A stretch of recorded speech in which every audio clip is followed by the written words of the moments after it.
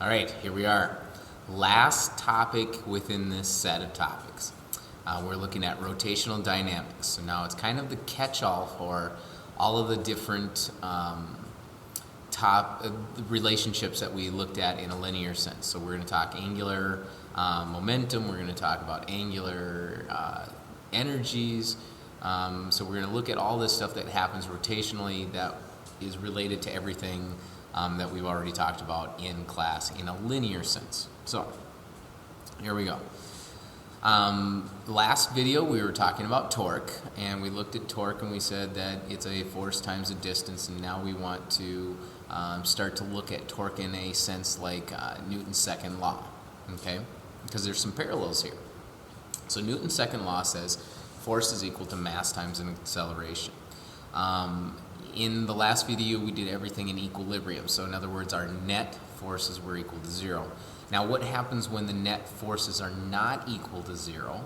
Okay, well, we have an acceleration. And so again, we looked at this in this sense and we said it's a mass times an acceleration, and that's what our net force was equal to. You maybe remember doing all of our Atwood's problems or anything when I had the big pulley set up in the room. Here we have mass 1. It has a greater weight than the tension force that's holding it, so there's a net force.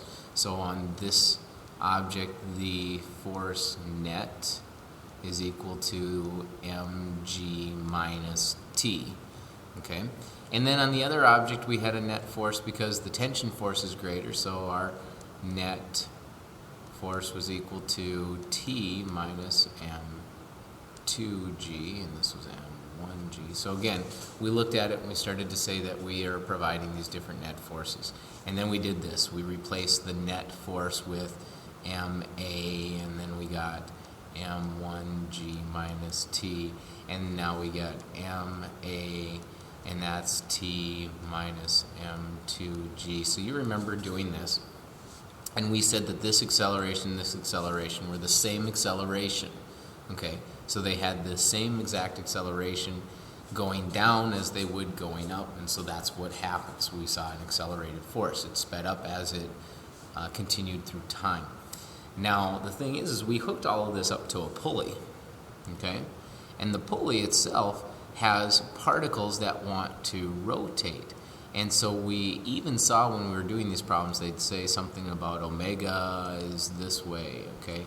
And so we're looking at it in terms of kind of an angular speed, okay? So that pulley itself is going to start at rest, and then it has to speed itself up until it achieves some new angular speed, okay?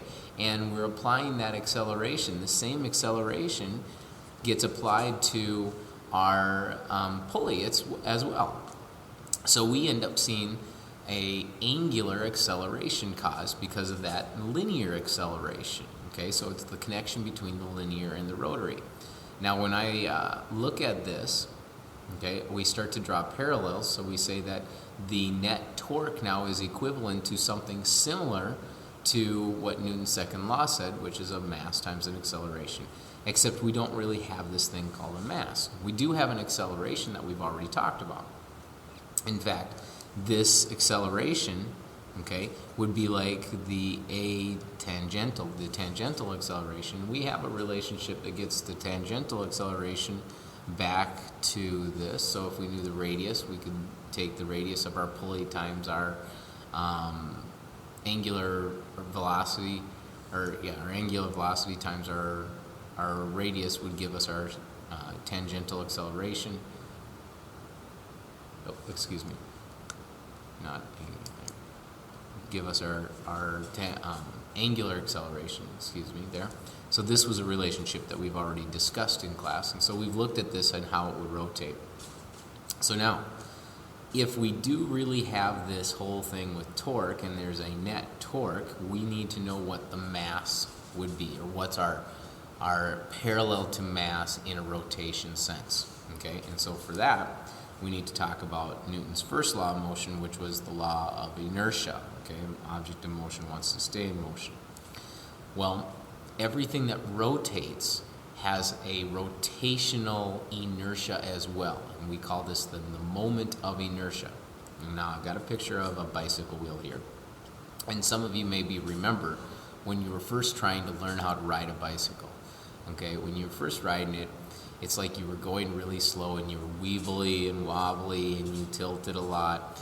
And so what happened is you had to get to the point to where you could go fast, okay, or fast enough that the tires themselves would create some rotational inertia, okay? So that tire has rotational inertia, and that would actually hold you up, because like any inertia, it's the resistance to change what it wants to do. In this case, it's the resistance to want to change its rotation. So if you get something spinning in one direction and you try to change that, you're going to get a shift in, or a resistance to that, and that's what's going to be our torque. So moment of inertia is nothing more than the resistance of an object to change its rotary motion. Okay, so our tire wants to go in that rotary motion. We are good as long as it's there. If you try to change its direction or change the amount of rotary motion that's there, you experience the force needed, or I should say the torque needed to do this. And so that's how it parallels into Newton's first law and then into Newton's second law.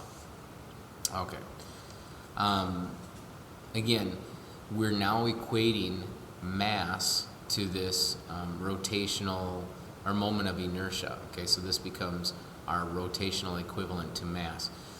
Typically, we symbol it with an I. Okay, so in our last formula, our net torque is now equal to I times our angular acceleration. Okay. Now, really, this is about individual pieces of matter. Okay, so we get down to the point of like atoms.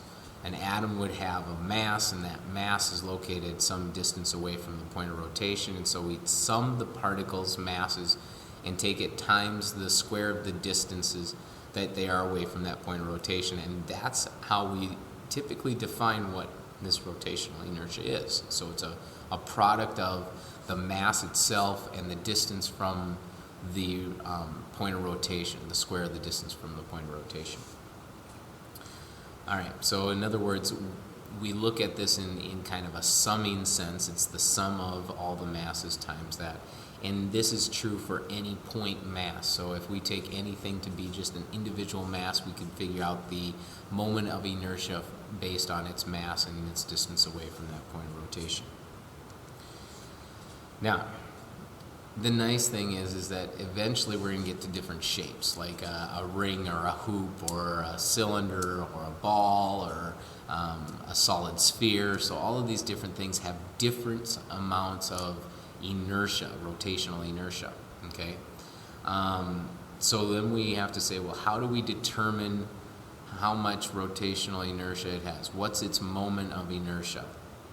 Well, depending upon what the shape looks like, we're looking at this now from a calc sense. So those of you that have taken some calculus know that if you're summing something, you're integrating it. You're adding up all the pieces. And so we're actually determining the moment of inertia for an odd-shaped object based on the relationship that it has a mass times the distance away, the square of the distance away from point of rotation, and we integrate all of those together. So we're integrating it as we move.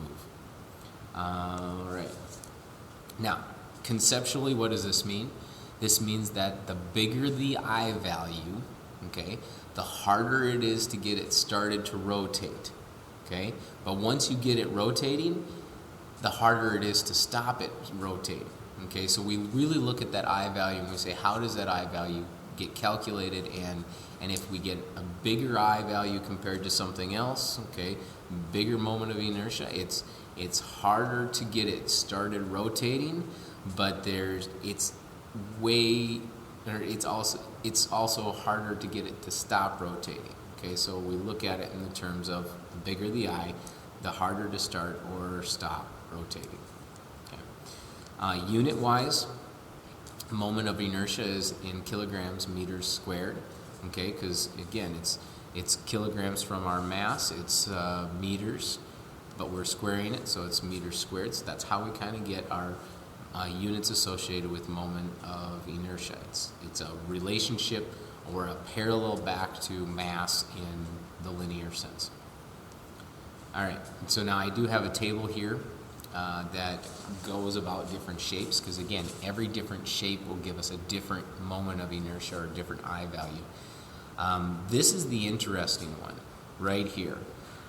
These two right here, if you do a YouTube search for like hoop and cylinder race or something like that, or moment of inertia in a hoop, or moment of inertia in a disc, okay, discs or hoops, you'll get some of these videos that'll show a race between something that has a disc shape and something that has a hoop shape, and the two of them have identical masses. So in other words, their masses here are the same and their radius is the same. And so then we say, well, which one's going to make it down the bottom of the hill first?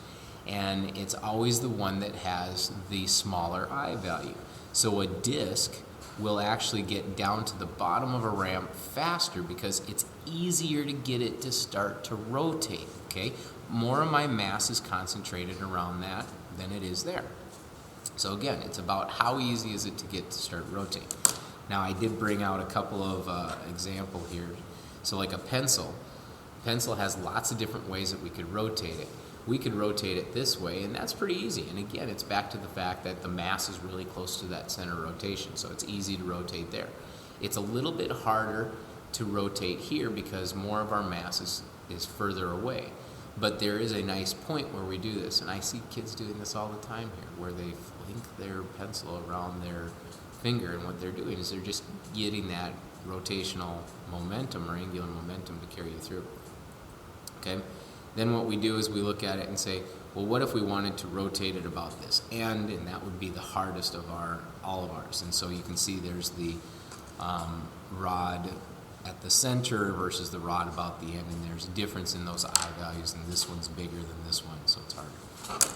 I got a screwdriver here. Now a screwdriver, again, we look at it, there's a natural center of gravity, okay, that we want to rotate around, and it's easy to rotate around that way. And so if I throw this screwdriver, it'll want to naturally start to rotate around that center of gravity. But if I needed to rotate it this way, through this point, it's a lot harder. It requires me to have more torque involved. So there is a difference in how we look at those rotations. Okay, so now our parallels go into rotational kinetic energy and into rotational momentum. And the nice thing in the rotational kinetic energy, it's just another form of energy, and energy can be added together. So again, all of our energy units are in joules. They all come out to be the same thing. Our general formula for rotational kinetic energy is this. It parallels exactly what we did with kinetic energy, which was 1/2 mv squared. Now it's just 1/2 I, moment of inertia, angular velocity squared. So again, it's something easy to figure out, and so it's just another formula that we're going to add.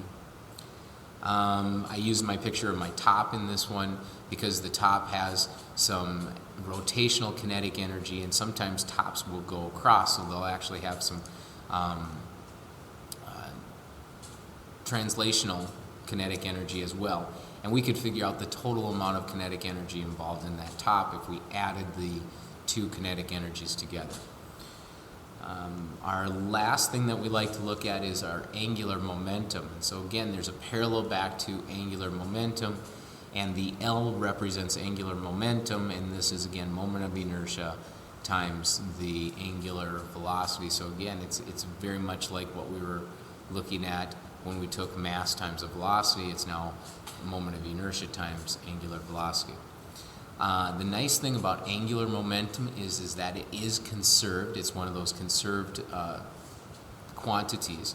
So the more angular momentum, or I should say, if we have a set amount of angular momentum, if we change anything there, we will still have the same amount of angular momentum at the end. Okay, so now we have our typical thing where we see this all the time is our skaters. So a skater may start spinning with their hands out like this, and they have a certain amount of angular momentum. So there's a rotational speed, there's a moment of inertia, and then what they do is they change their moment of inertia. So they go from having mass out here to mass in here. And there has to be that adjustment. And so they end up starting out here, and they speed up as they pull their arms in. And so they're changing it because, again, it's easier